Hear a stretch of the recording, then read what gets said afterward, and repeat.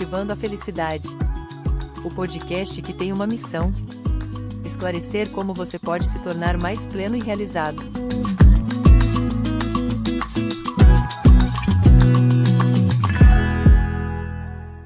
Olá pessoal, estamos aqui para mais um episódio do Cultivando a Felicidade, o nosso podcast, onde a gente busca trazer esclarecimentos de assuntos para tornar a nossa vida uma vida melhor, de mais bem-estar, de mais saúde, mais felicidade. E hoje a gente está aqui com uma convidada que já é conhecida nossa, né, de quem acompanha, a Marli, nutricionista, e a gente vai estar abordando um assunto hoje sobre diabetes, né? O que fazer para a gente prevenir? Ou se a gente já está num processo pré-diabético ou de diabetes tipo 2, o que fazer? Como administrar a nossa nutrição, nossa alimentação para ter um controle maior? Marli, seja muito bem-vinda ao nosso episódio. Fica à vontade para trazer todo o seu conhecimento, toda a sua experiência para esclarecer a gente.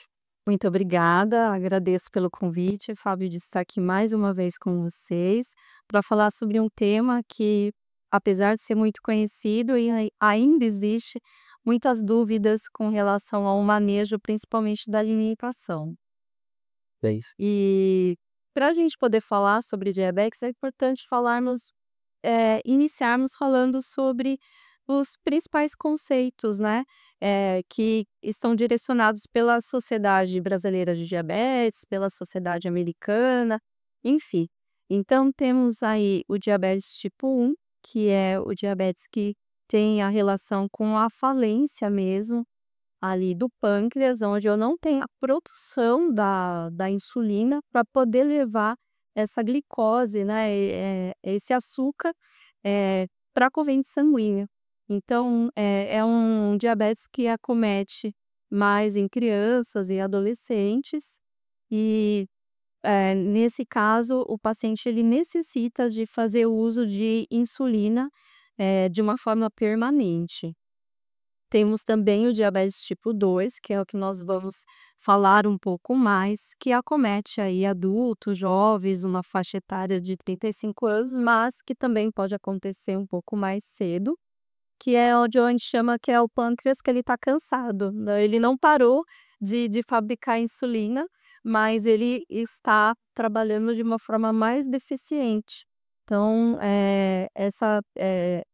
esse tipo de diabetes, ela tem uma caracterização maior com o aumento da glicemia, então a gente consegue perceber quando existe esse aumento de glicemia, então o paciente ele acaba tendo alguns sintomas de desconforto, como aumento de sede, aumento da fome, ele tem, outros sintomas também como, vontade de urinar com muita frequência, principalmente à noite, perda de peso, uma desidratação.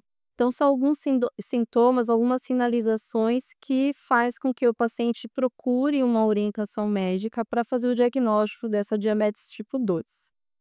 E também o uso de medicações, seja que chamamos de hipoglicemiantes orais, né, é necessário nesse caso e também, às vezes, é necessário o uso da insulina.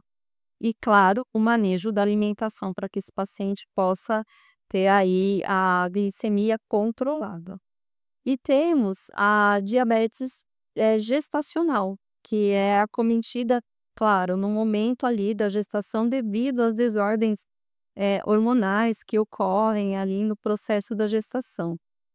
Pode ter um cuidado, necessita ter um cuidado muito grande com a gestante para que ela venha a fazer o controle dessa glicemia para que não venha se estender pós a gestação.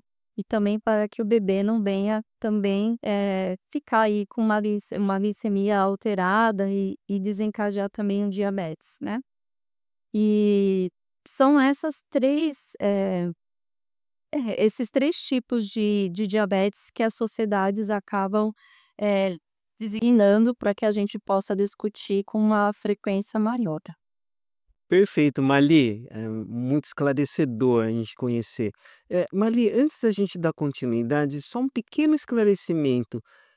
O que que é a insulina? Qual que é o papel dela na corrente sanguínea, nessa questão toda da diabetes, da glicemia, como funciona isso? A insulina, ela trabalha como um carreador.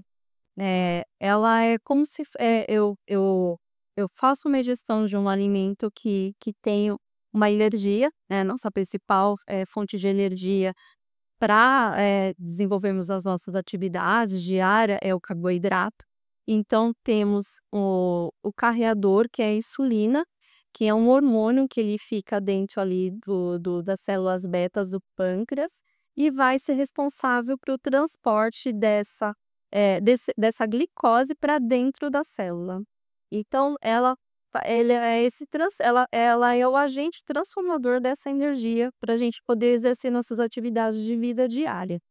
E aí quando eu não tenho, essa insulina para fazer, esse transporte, esse carreamento de forma adequada, é onde eu tenho toda essa desregulação dessas sinalizações, e aí eu tenho esse acometimento de alguns sintomas como a hiperglicemia. Perfeito, Mali. E aí, no caso, quando a gente se fala assim que uma pessoa tem diabetes do tipo 2, o que é que está acontecendo no corpo dessa pessoa? Tem alguns sintomas que são muito clássicos, né, eh, como o excesso de apetite, a pessoa tem um apetite, assim, fora do comum, ela tem ela acaba tendo uma sede muito excessiva, ela cursa também com uma vontade de urinar com uma frequência muito grande, e às vezes tende essa vontade também no período noturno, visão turva. E aí por fazer muito xixi, ter muita sede, mesmo assim pode ter uma desidratação e também uma perda de peso.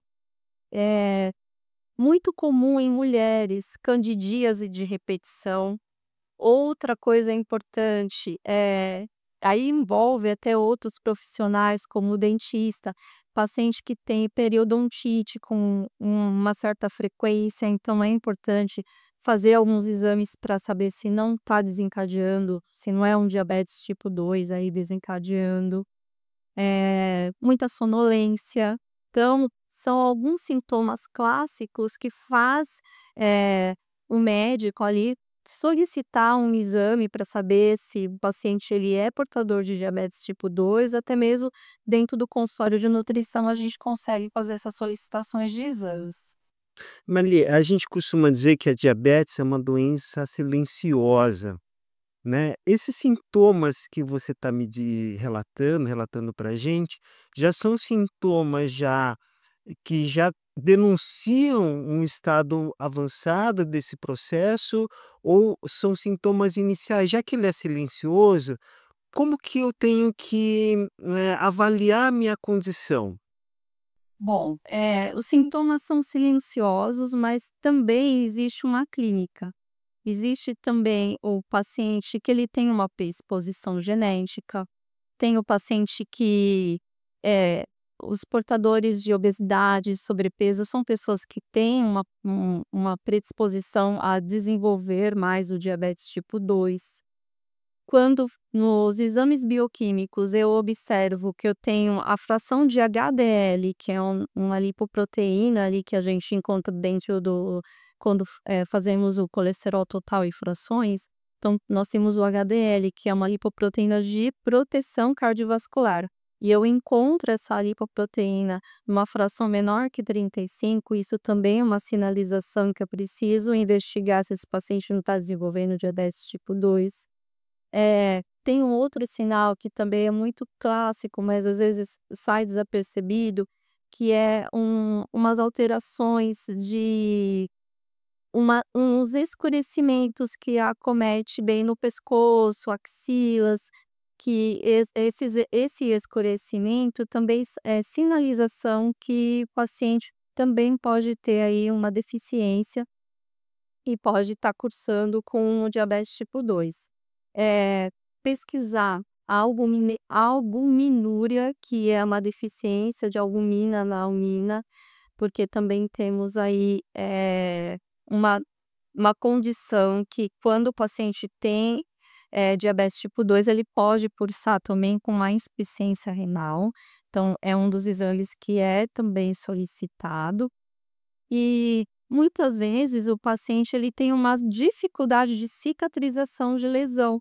Então é muito importante a gente fazer também um exame quando observa o paciente com essa queixa. Eu tive um relato de uma paciente que ela soube que ela era uma paciente portadora de diabetes tipo 2 quando ela teve uma unha encravada e ela não conseguia melhorar essa unha, fazia alguns tratamentos com podólogo, mas ela não estava conseguindo ter um êxito ali no seu tratamento. E aí então foi sinalizado para ela: "Você não faz exames para saber se você não tem diabetes". E realmente onde foi diagnosticado. Olha só, né, a importância da gente estar se observando e fazer exames periódicos, consultas, né, preventivas, para a gente estar sempre antenado mesmo com o que está acontecendo no nosso organismo, né. E uma vez, Mali, que a gente desconfia que alguma coisa não está bem, ou que a gente vá num especialista, numa especialidade médica e se diagnostica ou se vislumbra a possibilidade de ter o diabetes. E o médico orienta: "Ó, vamos fazer o exame A, B ou C". Fala um pouquinho desses tipos de exame que existem para a gente ter uma noção do que o médico está pedindo para a gente. Bom, existe alguns exames que fazem, né, parte do diagnóstico do diabetes tipo 2, que é a glicemia de jejum. Então o paciente ele fica de jejum de 8 a 12 horas para fazer a coleta do exame. Tem a hemoglobina glicada e tem aí também o exame que é a curva glicêmica, onde eu preciso de tomar algumas, quantidades de uma água que é bem, açucarada, e então faz a coleta a cada, meia hora, 1 e meia, 2 horas, para poder então fazer ali a medição e observar o quanto que está evoluindo, o quanto que está aumentando essa glicemia na corrente sanguínea. Então, para a gente poder entender um pouquinho melhor, falando, não é o foco, mas só para entender em questão de números, né, a glicemia de jejum, para que a gente possa diagnosticar o pré-diabetes, é de 100 a 125, e igual ou maior que 126 já é o diagnóstico do diabetes. Quando eu faço a hemoglobina glicada, até 5, de 5,7 a 6,4, eu tenho diagnóstico de pré-diabetes. E acima de 6,5, eu tenho o diagnóstico de diabetes. E para fazer a curva glicêmica, de 155 a 208, eu tenho pré-diabetes. E acima de 209, eu tenho aí o diabetes diagnosticado. Mali, e aquela picadinha que o pessoal costuma fazer? Os pacientes falam que fica até dormente já, né, de tanto fazer aí as bicadinhas, que nós chamamos de glicemia capilar, né, tem alguns aparelhos que a pessoa: "Ah, vou fazer meu destro", que é realmente para saber o quanto que está evoluindo o pico dessa glicemia após uma refeição. Então, o que eu vejo na prática clínica é fazer essa aferição em jejum para saber como que passou a noite, se essa glicemia está aumentando, para que possa, nesse momento, se é necessário fazer algum ajuste, tanto dos hipoglicemiantes ou então até mesmo da insulina, e faz em jejum, depois faz pós, a gente chama isso de pós-prandial, que é pós as refeições, para saber o quanto que está evoluindo essa glicemia. Então eu vejo, isso dentro do consultório, quando o paciente ele leva ali as suas anotações, então eu consigo entender qual é a refeição que ele está comendo, um pouco mais de alimentos que têm um alto índice glicêmico, e consigo fazer uns ajustes para que ele possa ter um controle maior dessa glicemia. Uhum.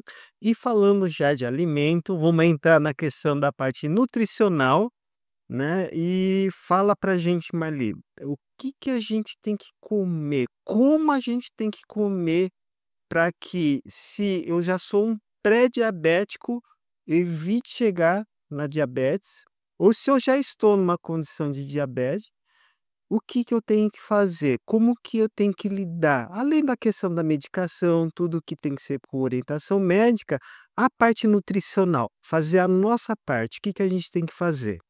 Bom, é importante, fazer uma refeição que tenha proteínas magras, gorduras boas. Então eu sempre falo eu gosto muito de falar do abacate, eu gosto muito de falar do coco, que são gorduras que têm proteção cardiovascular, as proteínas sem gordura aparente. "Ah, Marli, eu não como carne, né, eu sou vegetariana", então melhor ainda, né, nesse sentido a gente vai utilizar as proteínas vegetais.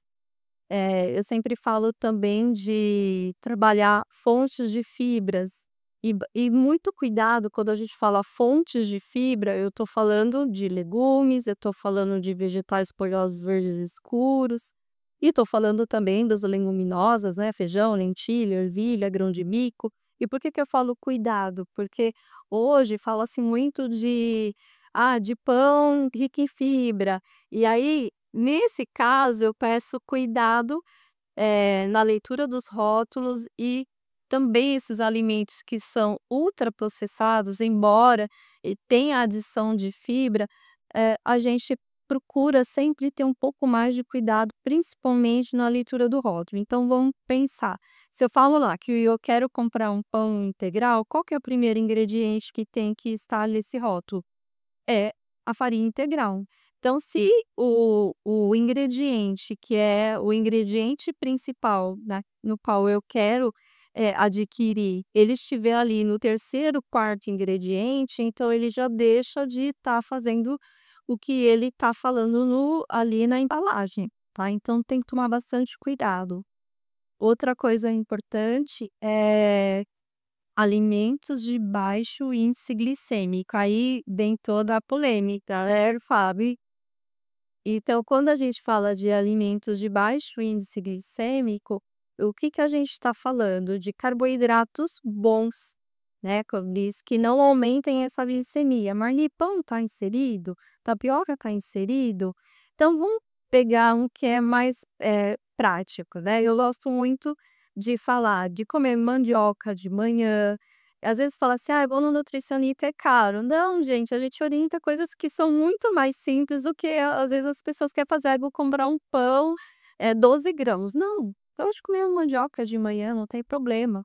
É muito mais barato e tem né, é mais saudável ainda, pelo menos não é nenhum ultraprocessado. Então, assim, eu gosto muito de falar da mandioca, da batata doce. "Ai, mas é doce", mas tem baixo índice glicêmico. E também fazer as combinações, não é porque um alimento ele tem um alto índice glicêmico que eu não posso fazer um equilíbrio com ele, fazendo uma adição de uma boa proteína, de uma boa gordura. Como que eu posso fazer isso na prática?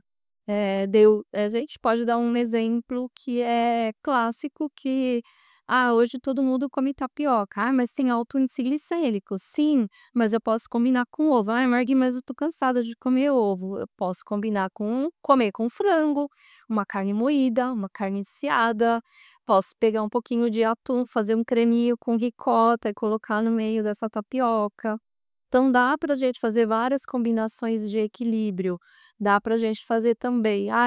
E quando a gente fala das frutas, que algumas frutas: eu não vou comer porque tem frutose". Eu não estou falando dessa frutose em si, eu estou falando da combinação. Então eu posso pegar ali, vamos já generalizar, colocar uma salada de fruta e colocar um iogurte por cima. Então eu tenho um alimento que tem ali um índice glicêmico relativamente alto, mas eu coloquei uma proteína por cima para poder fazer o equilíbrio e fazer essa normalização desse índice glicêmico. Só interrompendo um pouquinho, mas e por que que essa combinação, ela é importante? Ela faz com que a absorção, então, desse açúcar, desse carboidrato, ele seja retardado? Explica pra gente por que que essas combinações, que é o pelo que eu estudei, chama carga glicêmica, né, o nome técnico, né? E temos a carga glicêmica que, né, é como realmente vai ter esse aumento na corrente sanguínea. Eu, assim, eu vou tentar explicar de uma forma como é bom pensar que vários carros estão entrando numa cidade. Então tá todo mundo ali na estrada. Então eu tenho um carro que tem uma potência maior, eu tenho um carro que tem uma potência menor, vamos supor, eu tenho um cara que vai de bicicleta, mas todo mundo vai para o mesmo lugar. Então esse mesmo lugar seria a entrada dentro da célula, tá? E os carros que estão indo, então, são os picos de glicemia. Então quem está indo mais rápido é o que vai ter alto índice glicêmico, ele quer chegar rápido, pá, chegou, então ele vai fazer o pico de aumentar essa glicemia mais rápido. Agora o que tá indo devagar, eu falo que é o cara que tá olhando a paisagem, que tá vendo tudo que tem no seu redor, e aí esse pico de aumento da glicemia, ele é mais lento. Então vamos pensar assim, pensando aí na estrada, se eu tenho um carro que é pensando nas frutas, tipo uma melancia, que tem alto índice glicêmico, mas é uma fatia de melancia. Então, ela vai ter um pico alto, tá? Mas se eu pegar uns 3 pães, que também tem um pico muito alto, então ele vai ter um pico maior ainda. Então, essa carga glicêmica do pão é maior do que a carga glicêmica da melancia. Ambos têm alto índice glicêmico. Então, o índice glicêmico é a velocidade que a glicemia vai entrar, a glicose, né, vai entrar dentro da célula. E a carga glicêmica, ela vai medir esse impacto que a glicose tem dentro da célula.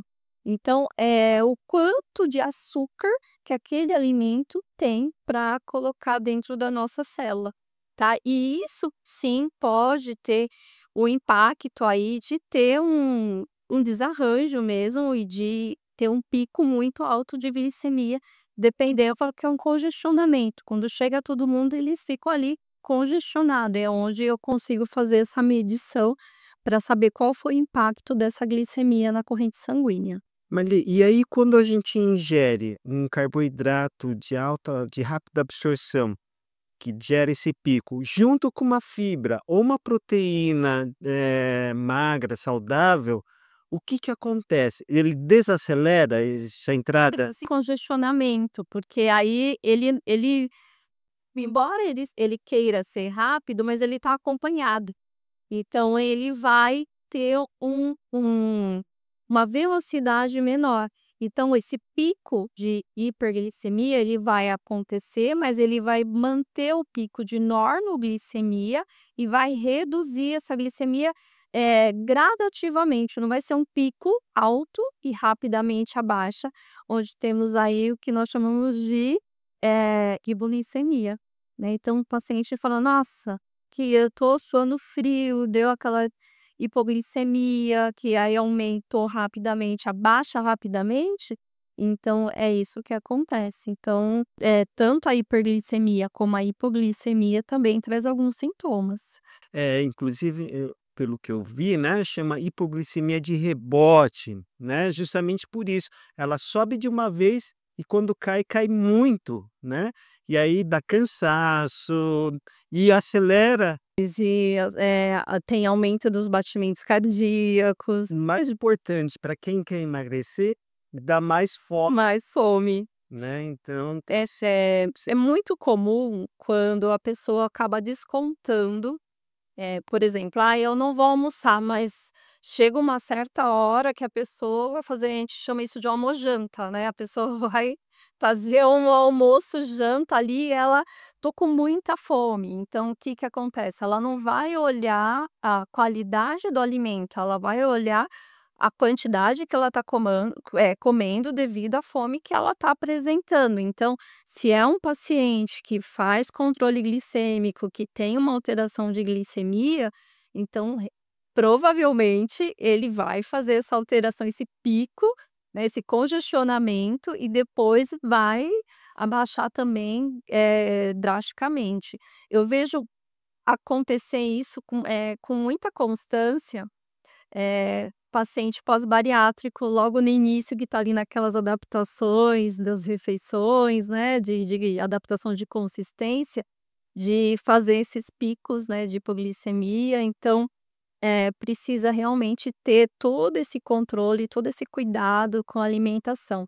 E aí, falando nisso também, a gente precisa entender que é importante diminuir, a ingestão de alimentos ultraprocessados. Então, realmente fazer uso de uma alimentação minimamente processada e evitar esses alimentos que têm muito corante, muito conservante, muito aditivos químicos, né, na sua preparação.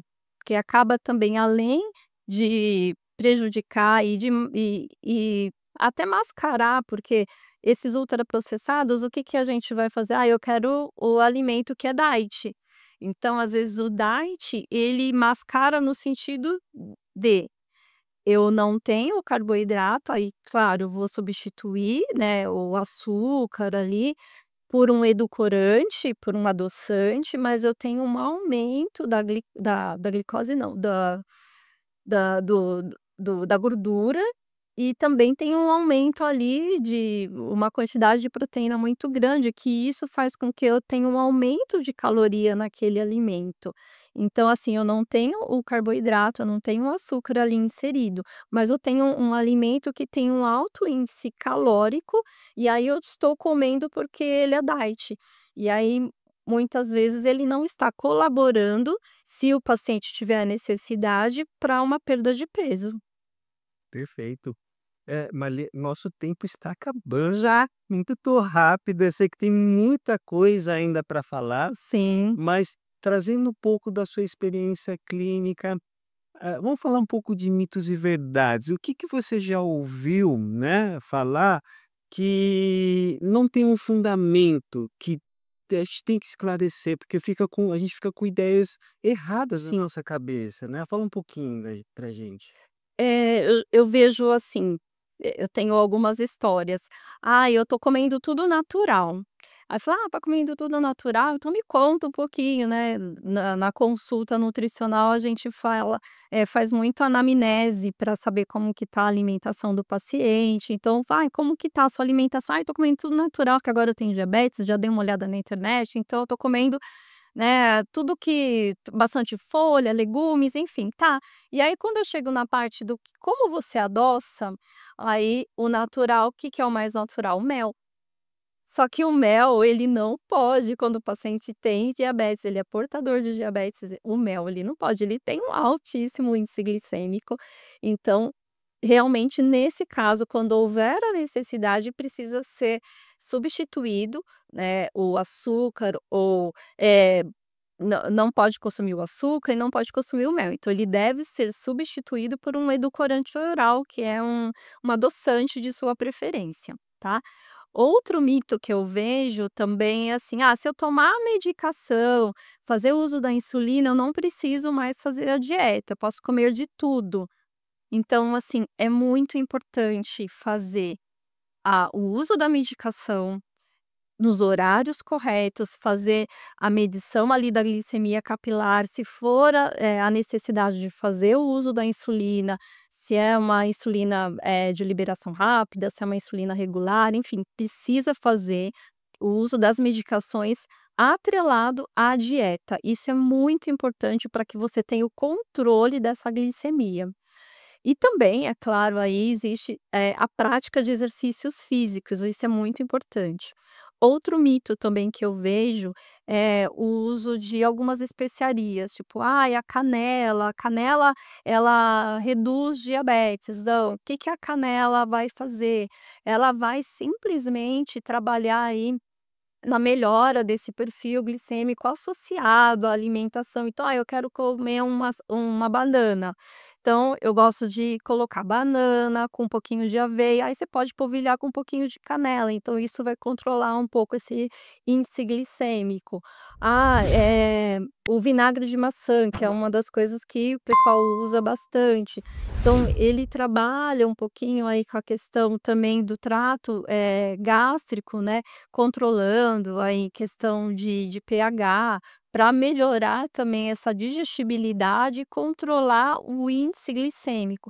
Mas nenhum, desses alimentos ou dessas especiarias vai curar o diabetes. São estratégias que a gente utiliza para que esse paciente ele tenha um melhor controle, para que ele tenha ali o melhor manejo dentro da sua composição alimentar, para que esse paciente fique bem, fique com uma estabilidade clínica frente ao diagnóstico que não tem cura. Uhum. Mali, só para a gente finalizar, você falou em estratégias. Sim, para a gente que tem uma vida normal, que a gente não tem ainda talvez um diagnóstico, ou está pré-diabético, ou até mesmo que tenha, assim, qual que seria uma estratégia para que eu possa ter uma vida o mais saudável possível, sem me abster das coisas que eu gosto, né?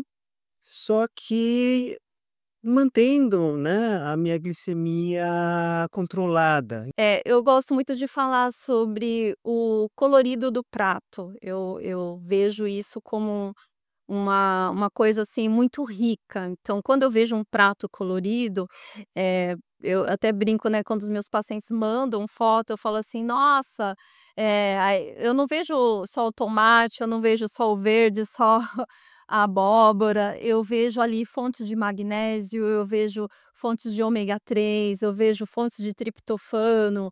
Então eu vejo alimentos que vão de encontro a essa melhora clínica, ou até mesmo dessa prevenção do aparecimento de doenças. Então, quando eu falo de um prato colorido, equilibrado, eu estou falando, se vamos pensar em você dividir esse prato. Se eu colocar 50% dele de vegetais, né, então eu estou colocando ali, vamos pegar um básico, abobrinha, uma cabotiã e couve refogada ou uma salada de alface, tá. Geralmente eu falo para comer à parte, até para poder comer uma quantidade maior, né.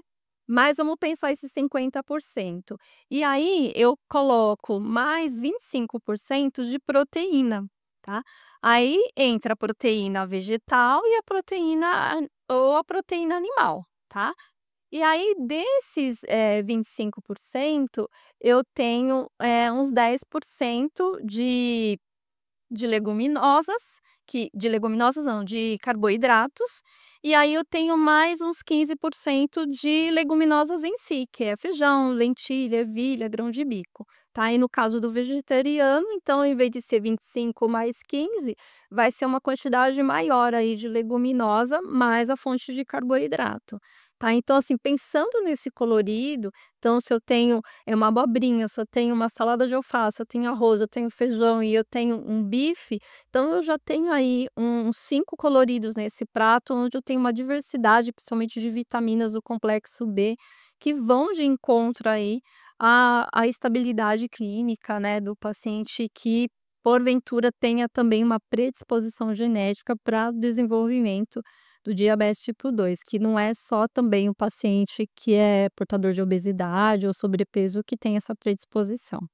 Mali, foi um prazer enorme ter você aqui com a gente, passou muito Muito rápido, rápido. né, tem bastante informação, mas foi bem esclarecedor, te agradeço demais, Obrigada. agradeço a audiência também, e a gente se vê no próximo episódio. Muito obrigada. Tchau, gente. Tchau.